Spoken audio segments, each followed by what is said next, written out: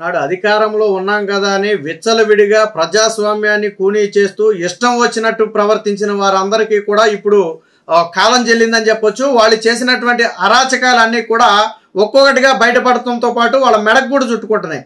తాజాగా జోగి రమేష్ అలాగే అవినాష్ రెడ్డి వీరిద్దరూ కూడా టీడీపీ కార్యాలయం మీద దాడి, అలాగే నాడు చంద్రబాబు గారి ఇంటి మీద దాడి, ఈ రెండు ఘటనలకు సంబంధించి ముందస్తు బెయిల్ ఇవ్వాలని చెప్పి హైకోర్టుకి వెళ్తే హైకోర్టు చివాట్లు పెట్టింది, బెయిల్ ఇవ్వడానికి ఒప్పుకోలా.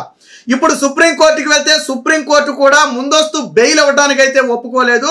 ఇలాంటి సమయంలో కేసు విచారణలో మేము జోక్యం చేసుకోలేమని చెప్పడంతో పాటు మళ్ళీ ప్రభుత్వ తరపు పోలీసుల తరపు వాదనతో ఏకీభవించి ఇమీడియట్ గా వీరిద్దరి పాస్పోర్ట్ను 24 గంటల్లోగా మీరు విచారణాధికారులకు సమర్పించాలని చెప్పి ఆదేశించడం జరిగింది. బహుశా పోలీసులు ఏమన్నా వీళ్ళు దేశం వదిలో రాష్ట్రం వదిలో పారిపోతారని చెప్పి ఏమన్నా చెప్పారేమో. దాంతో ఏం చేసిందంటే ఇమీడియట్ గా మీ పాస్పోర్ట్లను విచారణాధికారులకు అప్పగించండి 24 గంటల్లో. అది కూడా అప్పగించడంతో పాటు ఏదైతే ఆ విచారణాధికారులు మిమ్మల్ని విచారణకు పిలుస్తారో ఒక్కసారి కూడా విచారణ ఎగ్గొట్టకుండా వాళ్ళు విచారణకు పిలిచినప్పుడు మీరు వెళ్ళి విచారణకు సహకరించాలని చెప్పి ఆదేశాలు ఇచ్చింది. దీంతో వైసీపీలో ఒక్కసారిగా ఉలిక్కిపాటు వచ్చింది. అంటే ఏదో కొద్దిగా కోపం రక్షణ వస్తుందని భావించి వెళ్ళినటువంటి వీళ్లకు రక్షణ రాకపోగా పాస్పోర్ట్ ఇచ్చేయమని చెప్పడం, అదే సమయంలో మీరు విచారణాధికారుల ముందు హాజరయ్యి వారు పిలిచినప్పుడు వెళ్ళి మీరు విచారణకు సహకరించాలి. ఈ కేసును మీరు స్కిప్ చేయడానికి కానీ విచారణకు వెళ్లకుండా తప్పించుకోవడానికి కానీ అవకాశం లేదని చెప్పి సుప్రీంకోర్టు చాలా ఘాటైన వ్యాఖ్యలు చేసింది. వాస్తవానికి కొన్ని టెక్నికల్ ఇష్యూల వల్ల ఈ కేసును మేము ఇప్పుడు పూర్తిగా విచారించలేకపోతున్నామని చెప్పి నవంబర్ నెక్స్ట్ మంత్కో వచ్చే మంత్కో మొత్తానికి 4వ తారీఖు అయితే సుప్రీంకోర్టు వాయిదా వేయడం జరిగింది. ఏదో రక్షణ పొందుదామని వెళ్ళినటువంటి వేళకు హైకోర్టులో ఎదురైన పరాభవమే సుప్రీంకోర్టులో కూడా ఎదురైంది. ఒకటి, పోలీసుల నుంచి అయితే అరెస్టుకు అయితే ప్రస్తుతానికి హోల్డ్ ఉన్నట్టు, అంటే ముందు విచారణ చేయండి, బట్ ఎటువంటి ముందస్తు తొందరపాటు చర్యలు తీసుకోవద్దని కోర్టు చెప్పినప్పటికీ కూడా ఒక రకంగా ప్రభుత్వానికే మంచిదైంది, అంటే పోలీసులకే మంచిదైంది. వీళ్ళు పారిపోకుండా పాస్పోర్ట్లు ఇచ్చేయమంటంతో పాటు వీళ్ళు నాటకాలు ఆడి విచారణకు తప్పించుకునే అవకాశం ఉంటుంది. సాధారణంగా పొలిటికల్ లీడర్స్ ఏంటంటే విచారణకు రారు అంత గమ్ముని. సో ఇప్పుడు ఏంటి, వీళ్ళు చచ్చినట్టు విచారణకు హాజరవ్వాలి, ఎందుకంటే సుప్రీంకోర్టే ఆదేశించింది విచారణకు హాజరవ్వాలని. ఒకవేళ వీళ్ళు హాజరవ్వకుండా నేను తప్పించుకు తిరుగుతాను, నేనెందుకు హాజరవ్వాలన్నారు అనుకోండి, ప్రభుత్వం మళ్ళీ అదే కోర్టులో చెప్తుంది ఏమని, మీరు విచారణకు హాజరమ్మన్నారు వాళ్ళు హాజరవ్వట్లేదని చెప్పుద్ది. అప్పుడేం చెప్పుద్ది, అరెస్ట్ చేసి విచారణ చేయండి అని చెప్పుద్ది. అప్పుడు సరిపోద్ది వీళ్ళకి. ఆ రోజు టీడీపీ కార్యాలయం మీద దాడి తప్ప కాదా? చంద్రబాబు గారి ఇంటి మీద దాడి అంటే హత్యాయత్నంతో సమానం. ఆ రోజు చంద్రబాబు గారిని చంపడానికే వెళ్ళినట్టుగా భావించాలి దాన్ని. ఈ కేసులో ఇప్పటికే కొంతమంది అరెస్ట్ అయ్యారు, కొంతమంది పరారీలో ఉన్నారు, కొంతమంది కోర్టు నుంచి రక్షణ పొందే పనిలో ఉన్నారు. తాజాగా జోగి రమేష్ కుమారుడు కూడా అరెస్ట్ అయ్యి ఇటీవల బెయిల్ మీద బయటకు వచ్చాడు అగ్రిగోల్డ్ భూముల స్కామ్కు సంబంధించి. ఇప్పుడు జోగి రమేష్ వంతు వచ్చింది. ఈయనతో పాటు దేవినేని అవినాష్ ఆల్రెడీ గతంలో పారిపోవాలని చూశాడు, టీడీపీ కార్యాలయం మీద దాడి కేసులో ప్రధాన నిందితుడిగా ఉన్నాడు. సో మొన్న పారిపోవాలని చూస్తే హైదరాబాద్లో అధికారులు అడ్డుకుంటే తిరిగి మళ్ళీ వెనక్కి వచ్చేసాడు. ఆ రోజు పోలీసులు కూడా అవినాష్ని ఎయిర్పోర్ట్లో వెళ్లకుండా అడ్డుకోవాలని చెప్పి చెప్పడం జరిగింది. ఆల్రెడీ లుకౌట్ నోటీసులు ఉన్నాయి. అంటే వీళ్ళు దేశం వదిలి పారిపోవడానికి పక్కాగా ప్లాన్ వేసుకున్నారు. అదే విషయాన్ని ఈరోజు కోర్టులో కూడా పోలీసుల తరపు ఎవరైతే లాయర్ ఉన్నారో ఆయన బలంగా వాదించారు.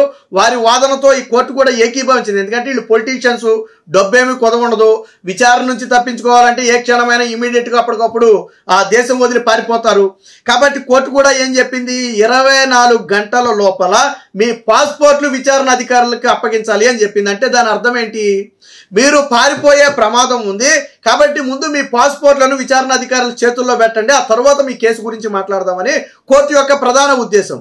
సో ఒక రకంగా ఏంటంటే ఏదో లబ్ధి చేకూరుతుందని వెళ్ళినటువంటి జోగి రమేష్కి కానివ్వండి, దేవినేని అవినాష్ రెడ్డికి కానివ్వండి కక్కెలాక మింగలాక అన్నట్టు పరిస్థితి అయింది. ఒక రకంగా ఏంటంటే వాళ్ళకే ఎదురు దెబ్బ తగిలింది. ఒక రకంగా మాట్లాడుకుంటే హైకోర్టులో ఎదురు దెబ్బ తగిలింది కదా అని సుప్రీంకోర్టుకి వెళ్తే అంతకంటే పెద్ద ఎదురు దెబ్బ తగిలింది. హైకోర్టు ఏమి మీ పాస్పోర్ట్లు ఇచ్చేయండి, మీరు ఖచ్చితంగా విచారణకు హాజరయ్యి వాళ్ళకి సహకరించండి లాంటి ఆదేశాలు హైకోర్టు ఇవ్వాల. బట్ ఏంటంటే ముందస్తు బెయిల్ ఇవ్వడానికైతే నిరాకరించింది. పోలీసులు తమ చర్యలు తాము చేసుకుంటారు, ఇలాంటి సమయంలో కేసు విషయంలో మేము జోక్యం చేసుకోలేం, ఆధారాలు బలంగా ఉన్నాయి, వీడియో సాక్ష్యాలు ఉన్నాయి, అందులోనూ అప్పుడు పవర్లో ఉన్నారు కాబట్టి ఖచ్చితంగా ఇది ఒక రకంగా అధికార దుర్వినియోగం కింద కూడా వస్తుంది.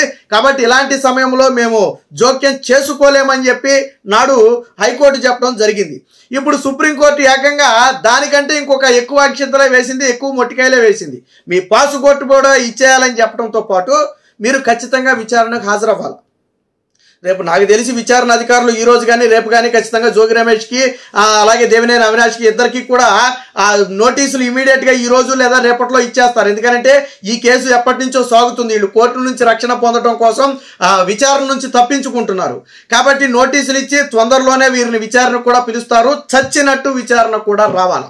ఒక రకంగా ఇది ఏంటంటే జగన్మోహన్ రెడ్డి కూడా పెద్ద ఎదురు దెబ్బ అనే చెప్పాలి. ఎందుకంటే కీలక నేతలందరూ కూడా ఇలాగా అరెస్ట్ అయ్యి విచారణలు ఎదుర్కొంటే జగన్మోహన్ రెడ్డి భాగవతం బయటపడుతుంది. రేపు ఈ విచారణలో పోలీసులు ఏదైనా కీలక అంశాలు సేకరించండి. ఆల్రెడీ నందిగాం సురేష్ ఏమయ్యాడు, ఆల్రెడీ అరెస్ట్ అయ్యాడు కదా, జైల్లో ఉన్నాడు, రిమాండ్ కూడా విధించారు. సో ఇలాగా ఒక్కొక్కరికి అరెస్ట్ అయితే జగన్మోహన్ రెడ్డి కూపీ లాగుతారేమోననే భయం జగన్మోహన్ రెడ్డి కూడా ఉంది. ఏమో చివరి వరకు జగన్మోహన్ రెడ్డి హస్తం ఉందని ఆయనకు నోటీసులు ఇచ్చే వరకు వెళ్ళొచ్చు. అవసరమైతే ఆయన్ను కూడా విచారణకు పిలిచి హస్తం ఉంది అని తెలిస్తే, ఒకవేళ ఈ దాడిని కన్నా జగన్మోహన్ రెడ్డి చేయించాడని తెలిస్తే పోలీసులు అరెస్ట్ చేస్తారు. అందులో సందేహం ఏమి లేదు. ముఖ్యమంత్రి అయినా ప్రధానమంత్రి అయినా చట్టాలకు లోబడి ఉండాలి. ఇలాగ అధికార దుర్వినియోగం చేస్తే ఖచ్చితంగా తప్పే. జగన్మోహన్ రెడ్డి నాడు అధికారంలో ఉండి టీడీపీ పార్టీ ఆఫీస్ మీద దాడిని ఖండించకపోగా నన్ను దిడితే దాడి చేయరా అని చెప్పి ఎదురు ప్రశ్నించాడు. సరే, ప్రజలు ఏం చేశారనేది మనం మొన్న ఎన్నికల్లో చూసాం. కాబట్టి జగన్మోహన్ రెడ్డికి ప్రజా తీర్పు గురించి పెద్దగా మాట్లాడుకోవక్కర్లా. జగన్మోహన్ రెడ్డికి ఆల్రెడీ మొన్న చెంప చెల్లుమనే తీర్పునిచ్చారు. తాజాగా జోగి రమేష్ అవినాష్ రెడ్డి వ్యవహారం అనేది వైసీపీ నేతలకు మింగుడు పడని అంశంగా మారింది. ఇంకా ఈ కేసులో లేళ్ల అప్పిరెడ్డితో పాటు మరి కొంతమంది కూడా ఇన్వాల్వ్ అయి ఉన్నారు. వీళ్ళందరిలో వణుకు పట్టుకుంది. ఎందుకంటే ఇప్పుడు దాదాపు వీళ్ళందరూ ఒకే హైకోర్టుకి వెళ్ళినా సుప్రీంకోర్టుకి వెళ్ళినా వీళ్ళందరూ కలిపే పిటిషన్లు వేస్తున్నారు. బట్ ఏ పిటిషన్లు అయినా ఇంచుమించు అన్ని ఒక కేసుకు సంబంధించినవి కాబట్టి కోర్టు ఏదైతే వర్తిస్తుందో అదే చెప్తుంది. ఆల్రెడీ సుప్రీంకోర్టు కూడా చెప్పింది. గతంలో ఏదైతే ఇలాంటి కేసుల్లో తీర్పులు ఉన్నాయో ఇప్పుడు వీళ్ళకు కూడా అదే వర్తిస్తుంది. సో ఇలాంటి సమయంలో అసలు విచారణే జరగకుండా ఏమైంది అనేది విచారణలో రాబట్టకుండానే పూర్తిగా ముందే అడ్డుకోవడం అంటే కేసు నీరు గారిపోయే ప్రమాదం. కాబట్టి ఇలాంటి సమయంలో మేము జోక్యం చేసుకోలేమని గతంలో హైకోర్టు సుప్రీంకోర్టులు చాలాసార్లు చెప్పాయి, చాలా కేసుల విషయాల్లో చెప్పాయి. ఇప్పుడు అదేవిధంగా జోగి రమేష్ అవినాష్ రెడ్డి వ్యవహారంలో కూడా జోక్యం చేసుకోవడానికి నిరాకరించడంతో పాటు వారు దేశం విడిచి పారిపోయే ప్రమాదం ఉందని గ్రహించినటువంటి సుప్రీంకోర్టు ఖచ్చితంగా మీ పాస్పోర్ట్లను విచారణ అధికారుల చేతిలో పెట్టాలన్నారు. విచారణ పూర్తయిన తర్వాత కోర్టు అనుమతిస్తే పాస్పోర్ట్లు ఇస్తారు. అదేం పెద్ద ఇది కాదు. ఇప్పుడు జగన్మోహన్ రెడ్డి ఉన్నాడు, దేశం వదిలి వెళ్ళాలంటే జగన్మోహన్ రెడ్డికి కోర్టు అనుమతి కావాలి. ఇప్పుడు ప్రస్తుతానికి డిప్లొమాట్ పాస్పోర్ట్ అయితే పాపం జనరల్ పాస్పోర్ట్ కోసం నానా తిప్పలు పడుతున్నాడు జగన్మోహన్ రెడ్డి. సరే, అదంతా వేరే ఘటన అనుకోండి. మొత్తంగా వైసీపీకి అయితే కక్కలాక మింగలాక అన్న పరిస్థితి అయితే ఏర్పడింది. దీంతో అంటే అరెస్టు చేసే అవకాశం లేకపోయినప్పటికీ కూడా పిలిచి విచారించడంతో పాటు కొన్ని కీలక విషయాలు రాబట్టి మరికొంతమందిని అదుపులోకి తీసుకునే అవకాశం ఉందని అయితే భావిస్తున్నారు. కేవలం రక్షణ అనేది ఎవరైతే కోర్టుకు వెళ్లారో వారికి మాత్రమే రక్షణ దొరకవచ్చు, మిగిలిన అందరికీ రక్షణ దొరకదు. ఆల్రెడీ నందిగాం సురేష్ అరెస్ట్ అయి కూర్చున్నారు టీడీపీ కార్యాలయం మీద దాడి కేసులో. కాబట్టి ఇప్పుడు టీడీపీ కార్యాలయం మీద దాడి కేసు, చంద్రబాబు గారి ఇంటి మీద కూడా దాడి కేసు. అది ఒక రకంగా హత్యాయత్నం కేసు. చంద్రబాబు గారి ఇంటి మీద దాడి అనేది నాడు ప్రతిపక్ష నేత ఇంటి మీద దాడి అంటే ఖచ్చితంగా అది ఒక హత్యాయత్నం కేసు. దాన్ని ఇంకా సివియర్గా తీసుకోవాలి. మొత్తంగా ఈ రెండు వ్యవహారాలు కూడా వైసీపీకి మింగుడు పడిన అంశాలుగా ఉన్నాయి. దీంతో అటు దేశం వదిలి పారిపోలేక ఇటు విచారణకు హాజరైతే ఏం జరుగుతుందో తెలియదని చెప్పి వైసీపీ నేతలు కానివ్వండి, దేవినేని అవినాష్ కానివ్వండి, అలాగే జోగి రమేష్ కానివ్వండి, వీరందరూ కూడా ఒక రకంగా టెన్షన్లో ఉన్నట్టుగా తెలుస్తుంది. మరి వీళ్ళు పోలీసులకు సహకరిస్తారా లేదా వేరే వంక పెట్టుకుని తప్పించుకుని తిరుగుతారా అనేది వేచి చూడాలి.